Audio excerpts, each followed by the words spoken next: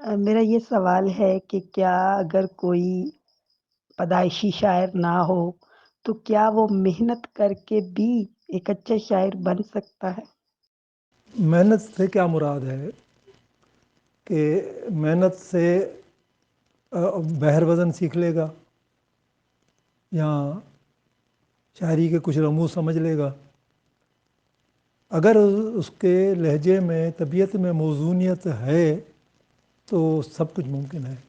اگر لہجے میں زبان میں موزونیت نہیں ہے تو پھر چانسز میرے خیال میں کم ہے. پھر وہ کتنی بھی محنت کرے نا وہ نہیں کر سکے گا. جس کے لیے میں مثال دیا کرتا ہوں کہ جو دودھ ہے اس کو جماتے ہیں ہمارے سندھ میں، کیونکہ ہم گاؤں میں رہتے ہیں اور یہ تھوڑا سا قصبہ ہے، گاؤں بھی ہمارے ساتھ ہیں. تو صبح کو عورتیں اٹھ کر جو ہے وہ اس دہی کو بلوتی ہیں تو مکھن نکلتا ہے. اگر اسی طرح اگر ہم پانی کو بلوتے رہیں گے تو مکھن کبھی نہیں بنے گا.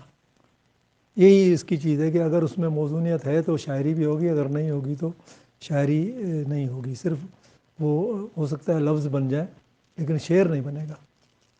تو ہو سکتا ہے کچھ لوگ محنت کر کے بھی آ جائیں، اور وہی آئیں گے جن کے اندر کہیں نہ کہیں ان کے کیا کہنا چاہیے کہ ان کے روح میں اور ان کے جسم میں، ان کے دل میں کسی کونے میں کوئی شاعر چھپا ہوگا اور وہ محنت سے نکل آئے گا. ہو سکتا ہے محنت سے نکل آئے، کیا پتہ.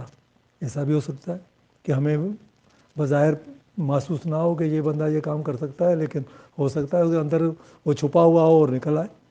یہ الگ بات ہے. کئی لوگ ہیں جنہوں نے 50 سال کی عمر کے بعد شاعری کی، کئی لوگ ہیں جو مجھے یاد ہیں جن کو 60 سال کے بعد شاعری کی اور کمال شاعری کی.